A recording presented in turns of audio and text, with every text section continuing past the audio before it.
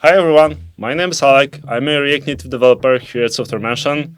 Recently we've been trying to do a bit more developer relations, and to that end we thought it would be nice to sit down and have a conversation with you about Reanimated and some of the future plans here. I brought Bartek along with me. Do you want to intro yourself? Yeah, sure. So, hello everyone, I'm Bartek. I'm a React Native open source developer at Software Mansion. I've been here for about 2.5 years. Jesus, 2.5? It feels more like 5 or 7. There's such an great part of the company now and definitely recognizable. It's great to have you here, man. Glad to hear that. So I've been working on Reanimated mostly, and the major thing I focused on was working on the new architecture migration. Yeah, that's that. Cool. Yeah, that's actually exactly why we're here. So we wanted to give you guys an update on Reanimated, talk a bit more about open source in general, and just catch up with you. Maybe trade some stories, trade some cool examples that we've been working on, and in particular touch on Reanimated 4.2.0, I guess. Yeah. So, actually, a first question on that. You said recently you've released this version of the library, a new minor, but it feels like it's more of a major, with the big exciting features that we'll have for you guys. So, what's the big deal with that? Yeah, so I think the main thing about this release is the advent of shared element transitions. This is the feature that was mostly requested by the community, and we can finally bring it to you behind the feature flag. It's still like a bit experimental, but you can finally test it out in your app. Maybe you can push it to production. I wouldn't do that, but if you see it in testing, you could try it. Cool. So, shared element transitions, it's sure an exciting thing for the community. Maybe let's actually start with a quick demo. Yeah, sure. Cool. So, give us a moment, we'll set that up and be right back with you. Yeah. It's just like a simple app. Right now, there are no shared element transitions in it. I can actually show you that when we navigate through this app, you just open a new screen. There's nothing really out of ordinary here. And what we want to do here is just add some sparkles. So, and we will use shared element transitions. So the idea here is that I want to show you that adding shared element transitions to this specific example will not require a lot of code. So this is the example. It's pretty long. I don't often write JavaScript React Native apps. So bear with me. This is a lot of spaghetti code, but I mean, it's an example, right? Yeah. But the main idea here is that here you have the 4 squares, and each of them has this commented out property. So let's look what happens when I do this. So I assign the shared transition tag to the square command. The square command basically passes that down to animated view. And now if I do this, nothing will really happen because I only assign the shared transition tag to one view. And for shared transition to work, you have to have at least 2 views. So now let's find the second screen. And here you can see that I have a corresponding view on the second screen. You've seen when I navigated the app, I had a second blue screen on that screen. So if I increment that, then I should be able to go here. And now we have the transition running. And actually, if I just do this, it also works out of the box. And this is the big thing. So about shared element transitions, that the API for them is sort of magical. So you don't have to do any custom setup for yourself where you define a separate view that will be on the screen for the duration of the animation. You just make a way for us to be able to match those views, and we will just animate them. So let me get this straight. All I need is essentially 2 components mounted in totally different places in React Native's hierarchy, and I just set the shared element tag, right? And then Reanimated will find those components and animate between them? Exactly. Wow, that's crazy impressive. So this feels like a tiny little API. So was that a lot of work? Yeah, basically yes, especially since we had to kind of rethink the approach that we have there. Especially since on the old architecture, we were the implementation was much different because there were actually 2 implementations. So there was one for iOS in Objective-C and the other one for Android in Java. And here we experimentally decided to abstract away some of those differences into the C++ layer. So we hook into some part of the React pipeline where we actually can like observe the updates that React pushes in C++, and we are able to read those updates and modify them in place, basically.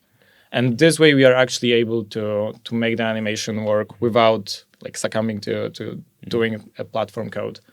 And like a very cool thing about this implementation is that often when I had some bug on one platform, there was the exact same bug on the other platform.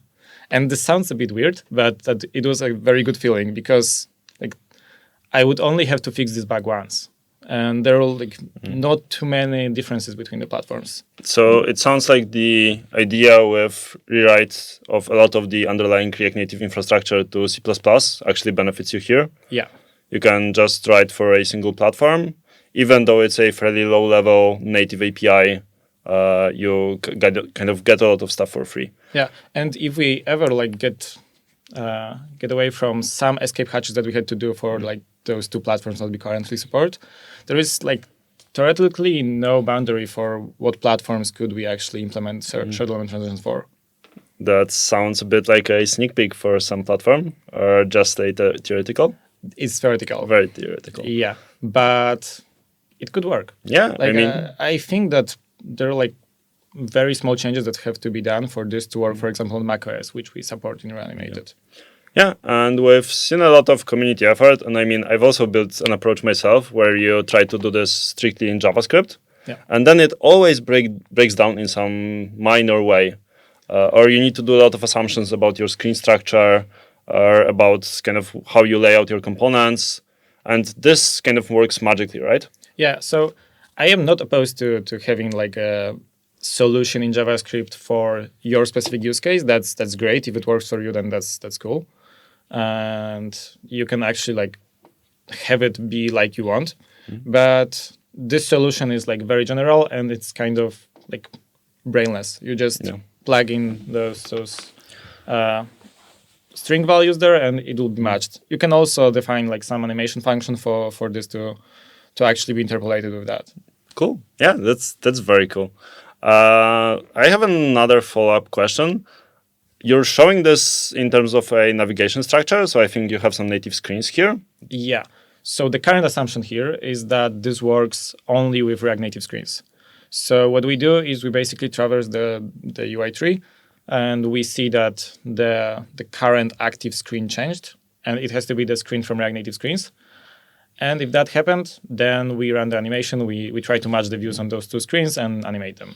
So is it possible to use this without native screens? Can I just do some sort of views or? Currently not, but this is kind of like one of the main things that we want to change before we actually ungate this issue, because it's currently gated with a feature flag. Yeah, let's actually talk about that. So I guess this is still experimental, right? Yeah. Why is this such a hard problem? So that even though it took us quite some time, now we need to keep it behind an experimental flag. Yeah, so the main reason this is behind the feature flag, and on the old architecture, we were just like gave it an experimental label, but you could still import it like straight away without any feature flags. Yeah. So this implementation kind of touches some parts of our layout animations. And because of that, I decided that I want to actually split this so that you could still use the old reliable layout animation like implementation. And if you want to like opt in into shared element transitions, you have to be aware that like some behaviors of layout animations might change. So this is like one of the like main reasons this is behind the feature flag. But this is also this is a hard problem because we kind of have to work against like the assumptions that are made in React itself. Because what we are basically doing, we are kind of like, we want to reparent a view. And in React, like reparenting is like kind of prohibited. Yeah, I bumped into that myself. Like there's no good paradigm. I mean, you have portals, but they don't really deal with moving parents. And there's no way to keep the element the same when moving them from one place in the structure to another. I guess shared element transitions would be way easier if you could just do that in React paradigm, right? Yeah, but the paradigm and like the whole implementation of the new architecture is based around that assumption. And this is, I think, important for the diffing algorithm also. Yeah, definitely. Like a lot of things would break if you wanted to change this. So you're stuck with having two separate definitions of a view. mounted it on two different screens, and then you just need to use that tag to find the relationship between them, right? Yeah. Cool. So do we want to show folks how to enable this right now in Reanimated? Do we want to show some of the features flags? Yeah, we can talk about them. So maybe give us a moment to look up the correct docs and we'll be right back. Yeah. So welcome back. We've got the right documents looked up here. And let's give you guys a brief rundown on how to enable this starting right now once you update to the latest Reanimated version. Yeah, so this is our docs, our great docs. And here is the subsection about feature flags. So if you want to, you can read through all of that. We basically have two types of feature flags. So there are static feature flags and dynamic feature flags. Static feature flags you have to change before you build your app, and you have to rerun pod install in case of iOS. And dynamic feature flags you can actually change in runtime. And here is the basic instructions for static feature flags. You just have to modify your package.json to have those exact fields, and for iOS run pod install. And when you do that, you should have our new features enabled. And let's go through some of those feature flags that have to do with the newest releases of Reanimated. Mm-hmm. And the first one is obviously enable shared element transitions. What this does, it basically switches the implementation underneath layout animations and enables them to run layout animations with this new implementation, and first of all, run any shared element transitions. There are two other feature flags related to performance issues that I want to highlight here. So the first one will be force React to render for settled animations. And this very convoluted name basically, what it means is it is a new way that we want to reconcile our updates with React on the new architecture. So there have been some issues with migration to the new architecture. And these issues are kind of caused by the new architecture being more robust than the old architecture. So React now knows more about the updates and keeps more control over them. So when Reanimated comes into the picture and wants to do some animation updates, and React comes into the picture at the same time and tries to do a re-render, it might actually revert some of our animation updates. And for that, there is a special mechanism within the rendering pipeline that allows us to override React again. And doing that on each re-render is a bit costly. It can especially turn costly if you have many animated components on your screen that actually are not being animated at this time, but were animated at some point. So for these components, we have this feature flag. And what this feature flag basically does, it updates a React state with the information about the settled state of the animation. So this basically means that React is now well informed about the animation updates. Sure. This way it doesn't override us, and then we don't have to override it back again. Cool. So just to help me understand, is it better to keep this flag enabled, or is the performance expected to be slightly worse once you turn it on? No, you have to enable it if you want better to see improvements. And especially if you have a lot of settled animations on your screen. Yeah. If you, especially again, if you have many screens in your app, and on the background screen there are some settled animations, then this will prove makes sense, very helpful for you. Yeah, it feels like in general, new architecture unlocked a lot of possibilities, but it also improved as it gives React essentially more information about what's happening in your app. So it's natural that there will be some problems when we also have another library that's very integrated and very low level that tries to do things that React doesn't expect.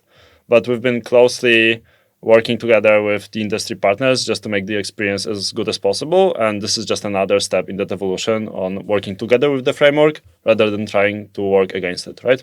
Yeah. I actually kind of want to highlight that this new flag was added by Tomek Zawadzki, but it also came to be by us talking to some partners of the industry. So I want to give a huge shout out to Hanu Godecka from Margela.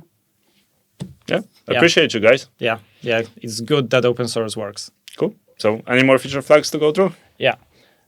So another feature flag is use commit hook only for React commits. It's again a very weird name. And it is weird because the concepts are a bit weird. But basically, I can explain that in like a tiny amount of detail. 10 minutes or less, guys. Yeah.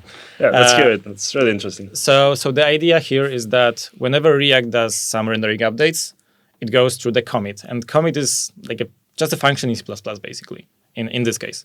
And this function can be invoked by React.js, so by the renderer from JavaScript.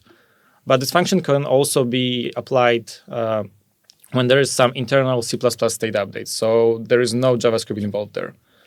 And basically, the updates that we do, React could override them only if it's doing its updates from JavaScript. So only if there is a React re-render. If there is any like internal C++ state update, then this override won't happen. So, but it shouldn't happen. That's what I should say. So we weren't like fully convinced that this is safe. So we wanted to just to be careful. We wanted to enable that behind the feature flag. So now when there is an internal C++ state update, and there is a commit that pushes that update, we don't run our reconciliation process. And for now, it seems fine. I think we will enable it. I think it's actually... So commits are essentially when React applies the changes to your native components. Yes. It's kind of... It's a bit before that. So the commit is when React applies the changes to its internal data structure called shadow tree. Okay, so it's on the application to the shadow tree, right? Yeah, and then after the commit happens, usually there is a mount phase. Sometimes there isn't. So you have used layout effect, for example. This is something that you can use on web, and it allows you to do a rendering update without it being painted on the screen. So React Native currently, when you use this hook, it doesn't mount the commit right away. Instead of doing that, it allows the renderer to do another rendering phase, and then there is another commit, and then only after that, this whole thing is mounted. Oh, we've gone into a lot of technical detail here, but yeah, sorry, I am like that. Yeah, we are a bit geeky here at Software Mansion. You might have noticed that, but still very interesting stuff. And obviously, if you work a lot with these problems, then it gives you a very innate understanding. So it's always great to hear from you guys on these sorts of things. I have a follow-up question. It really feels like we're shifting more and more into giving developers individual control on how they apply those upgrades and how they apply those performance improvements. And we're really being a lot more careful with how we change things in Reanimated. So it feels like you guys are giving a lot more control, a lot more experimental features, and just trying to be a bit more careful with developer setups. Yeah, especially since the changes that we do all touch like the very delicate parts of React Native. So to like keep stability of apps that are like, there are many apps that are currently in the process of migration to the new architecture. So we want to allow them to use like the most stable features that we are sure should be fine for them, even if there is like some performance penalty for that. And then throughout that process, we can actually test out the migration to the new feature flags with the new features. Yeah. One thing I've noticed when talking with multiple customers is that every company and every client and every open source and even client app has their own understanding of the level of risk that is acceptable. If you're building a very, very popular banking app, you will be very careful with the way you upgrade libraries and the way you test new features, which is totally different if you want to build just the newest, most flashy app out there, and you might not... I mean, stability is always important, but the level of risk is kind of dependent. So that's what we want to reflect here in all this customizability. Exactly. We know it might be tiring sometimes to turn on a few feature flags. We try to have like a good default setup for you, but still we believe it's important. So that's why we invest a bit more into communicating and describing those feature flags than might be typical. And the idea behind it is mostly that with the like first release with the new feature, we want to have it disabled, then probably enabled by default in the next like minor release. And after that, we probably will remove the feature flag altogether. But for those like 2 releases, first you can opt in and then you can opt out. Sure. That should be like a good buffer for any changes. So kind of following new architecture rollout in a way where we also try to be careful and we also try to do partial migrations. Yeah. Do you have any more feature flags to go through? Anything else you want to share? I mean, I want to highlight like one feature, like so actually exactly today, on the day of the recording, Tomek Żelawski published a tweet about the use synchronizable for mutables.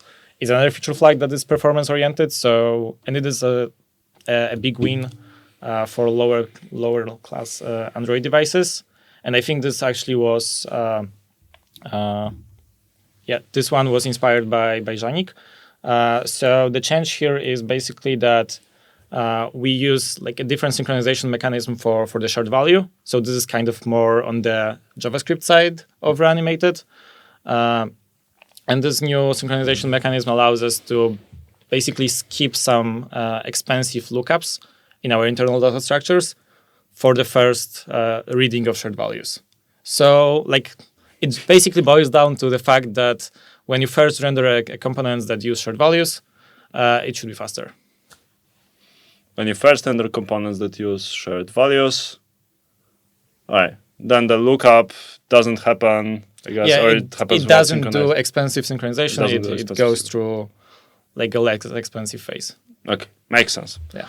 Yeah, you've lost me a couple of minutes before now, but still very, very interesting. Yeah. Cool. So maybe next we can talk a bit more about motivation, a bit more about future plans, and maybe some additional features. I guess the core technical part is a bit behind us, and now we get to talk a bit more about just kind of motivations and things like that. Yeah. So first question that I think is on everybody's mind right now: is this a good use of time to invest so much effort into building what is ultimately, in a way, just a flashy effect? I mean, you could say that about Reanimated itself. So this is an animation library. Like the main use case of it is to be able to deliver some like flashy effects. And yeah, if you are doing an app that doesn't require like looking pretty, then sure, it's like not of use to you.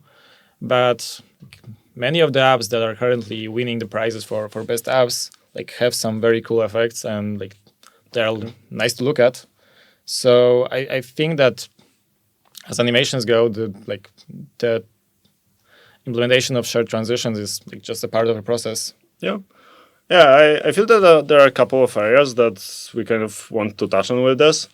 The first one is that depending on the market that your app operates in, visuals and making the app look as sometimes as native as possible, sometimes as flashy as possible, and sometimes just being a very polished and natural experience for the users really impacts the way users churn and the way users stay involved with the application. So for a lot of our clients and a lot of people that have been using Reanimated over the years, we've noticed that it's not just an option. It's something that they need to see in their application and they invest a lot of effort and money into. So that's, I guess, why the development lifecycle of this follows that if there is a feature that works in native, we want it to be available in React Native and we want it to be usable with a clean JavaScript API using hopefully Reanimated. Yeah. And yeah, so that's the main motivation. And another, I guess, is just because we built it for all the architecture and we didn't want to leave defeated. Yeah. We had to do it. Like people wanted it. People kept asking. We heard you loud and clear. So that's why finally it's here and hopefully not experimental. Yeah, let's hope like you can use it in production as soon as possible. Cool.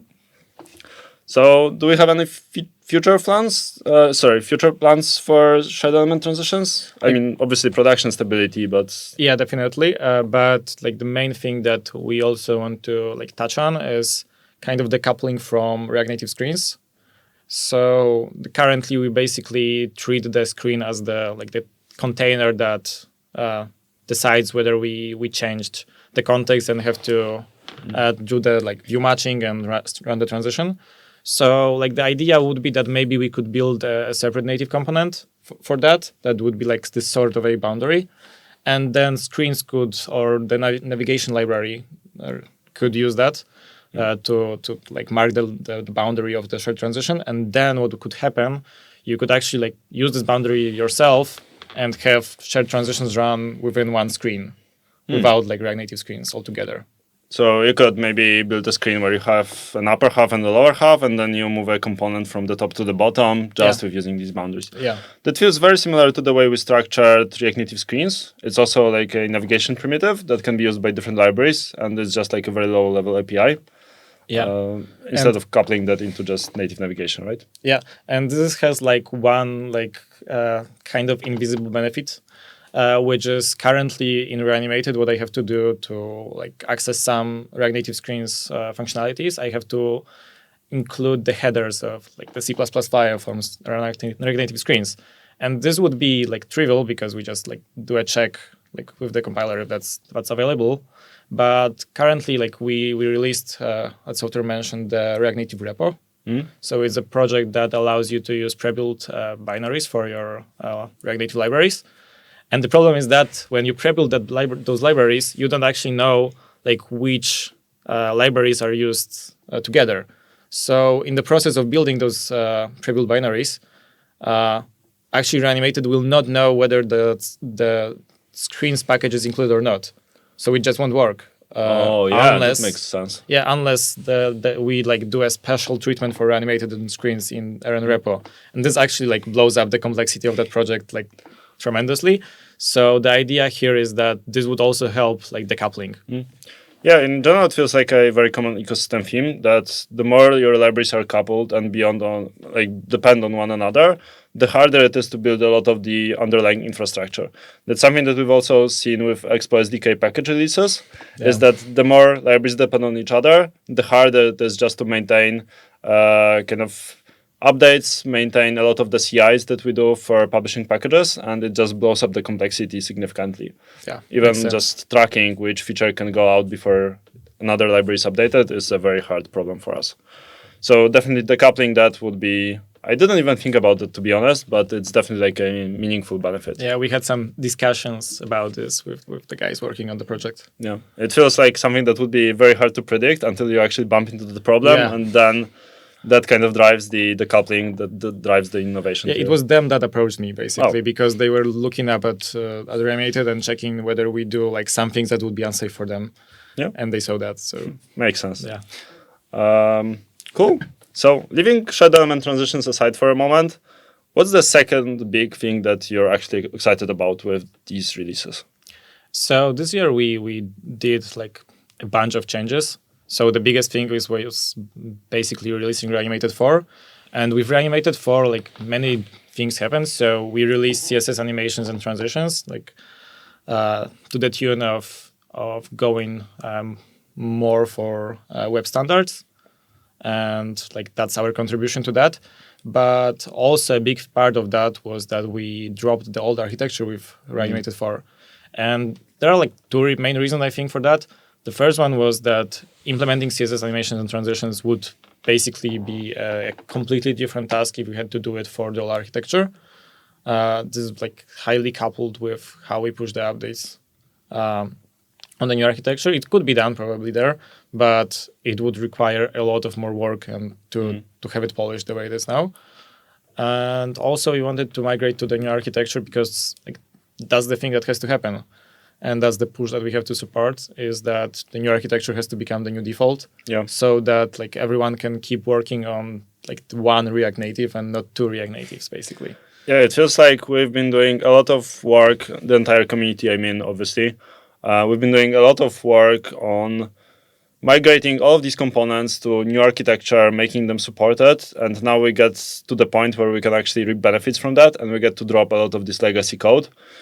Even while keeping the kind of interop layers, even while keeping some of the older APIs around, it still gives us a lot of benefits from just the general cleanup and simplification of these problems. Yeah. So now we're finally at a point where we don't write things twice per platform and then twice for architecture. Yeah. And that blew up the complexity significantly. So coming back, circling around to the CSS animations transitions, it feels like there's a lot of web focus around those features.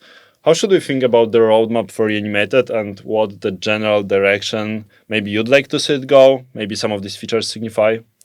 I mean, there are some still developments within the CSS part of Reanimated now. So I think Mateusz is working on supporting some SVG properties for citizen animations. And we basically want to kind of go into the way of and like supporting more of the web standards for that. There are like some, I think, scroll related standards for that we could support, I think. Yeah, that's the basic way. But there are some parts of Reanimated that kind of work different than web stuff. So shared transitions are, for example, a very different API from view transitions. Maybe in the future we could think about using shared transitions like the underlying representation and the underlying logic. Just ship an API wrapper that mimics the view transition API for Reanimated. That could be possible, maybe. That would be an option. I'm not promising that like right now that the API would be exactly the same or would have like the exact spec, but that could be sort of a building block for that. Yeah, I mean, obviously hypothetical. Yeah. Yeah, but it feels like the general trend with Reanimated and also a lot of our open source was that React Native is moving towards web and web compatibility, in addition to having all the best features from mobile. So just the API surface is growing, and you get to do a lot more stuff in a way that you're used to from web. Even stuff like CSS Grid, some of the new filters that have been appearing, CSS animations and transitions with Reanimated. It's definitely, the code is more and more recognizable as just web code for a lot of the components that you can build with React Native and work on all these platforms. Yeah. Cool. Circling back from Reanimated in general, I was curious. You've been working on open source for the last 3 years, I believe, two and a half. Yeah. So what's your experience as an open source developer? Obviously, we're both kind of contributing actively to open source, and it's a very different way of work, but I'm curious how you feel about this. Do you enjoy it? Would you prefer to work on a client project? I like it. I like working on the open source team. So we do like get to solve interesting issues, and I wouldn't see myself like working on the client app. I don't usually do like the it's gonna be a cliche, but like a front end stuff. Yeah.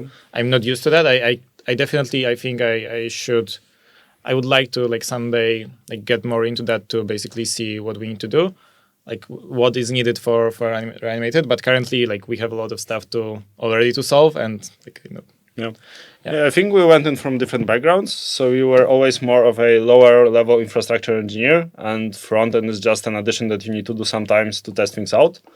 I've been mostly a front end developer all my life, and then I moved into more kind of lower level native code as just an addition to working with React. Yeah, and working on animation is kind of like the sweet spot, because you do get to see some like nice rectangles moving on the screen. But you also do get to work with like some problems with like performance, for example. So working on Reanimated, I actually like learned a lot of stuff on how profiling works, how to use the tools that like the IDEs offer and the native platforms offer. And I'm actually very excited for the release of React Native 83 with the new performance panel, because like I think there's a lot of potential that we can like unlock with that, especially if we are able to use Reanimated to basically push our updates through this performance panel. Like this is like something that we have to experiment on to see if it's possible even. But it would be very cool if we would enable users to debug and profile. Just to improve the integration between Reanimated and the new dev tool. Yeah, it definitely feels like open source is the quickest at adopting all these new features. Just because ultimately you're sort of you are a library developer, so you need to adopt the stuff before the end user gets to experience the full possibilities of it. So even the example you just shared where we improve Reanimated so that it works nicely with all the new debugging and profiling features is one instance where you get to work with the newest and greatest things out there, probably quicker than everybody else. Yeah. Another component of that is just the community. For me, I've been very privileged to work a lot with the open source community, doing a lot of peer reviews, some issues, and it definitely feels like a totally different way of working. You don't just have a single client. You have more a community of people who are like-minded and are working on the same things that you are working on. And you also get to learn a lot from them. Not sure, probably that's also your experience. Yeah. Like actually seeing like people using the shared element stuff. And actually there was a funny example. So I kind of hoped that with the current implementation that we pushed, video would work. So basically, the video would hopefully like have its like proper state displayed throughout the transition running. But I didn't test it because it wasn't like the stage that I was on. We were working on it, and they released it. And the first like demo from a person on Twitter I saw was them transitioning a video, and it worked. There was some like smaller issues because there are still some limitations, but the like main thing of the video still playing through the transition, it actually worked. And one, it has to do with like how we implemented shared transition, but like the second thing, it has to do with how Expo video is implemented. Yeah, I was actually going to ask about that example because it also stuck in my mind when looking at the kind of feedback on shared element transitions. To be honest, we didn't really test it. We didn't really expect it to work. And the fact that it even works the way it does currently is like a major good signal for us. And it was definitely, it's always funny when you sit in an office and there are a lot of folks working on different things, and then somebody from the community comes in and brings them all together. So even that example with Expo Video, where it's just the one guy at our office working on this, actually mounting players between different views right now, and you working on shared element transitions, and then it all combines into this seamless API that we didn't even kind of test out separately. Yeah. That's always nice how it comes together. And I definitely agree with you on the previous point you made on just nice rectangles. I would say that the main benefit of working in front end and on Reanimated is that you get to build a lot of these cool examples that are very satisfying. And then we have a lot of community feedback and engagement just because things are shiny and are moving in fascinating ways. So it's like a nice combo of being a design engineer and a bit more of a hype man for open source, while also working on this entire infrastructure thing. Crazy, man. It was, yeah. Do you have anything else? Maybe any shout outs you want to make? Ooh, that's a hard one. Like, yeah, we didn't plan this beforehand. Yeah, he surprised me. So like, I would give a huge shout out to basically the whole Reanimated team who helped me through the release process. Like, we had to actually, with the blow up of feature flags configurations, we had to actually test much more than usual before pushing the release. And like, the fact that they stuck with me like for that process, shout out like the whole team. Yeah, I also wanted to shout out the community. We appreciate you guys. It's always great to have a lot of feedback, a lot of feature requests, and just a lot of engagement on the stuff that we're building. And I guess that gives us a lot of purpose. So, well, we appreciate you. Yeah, thank you for betting on us. Cool. Well, pleasure. It was a great conversation. Always great to catch up, and leave your comments and any questions in the comment box on whatever platform you're watching on. Like and subscribe, and we'll catch you guys soon. Yeah. Take care. Peace out. Ya.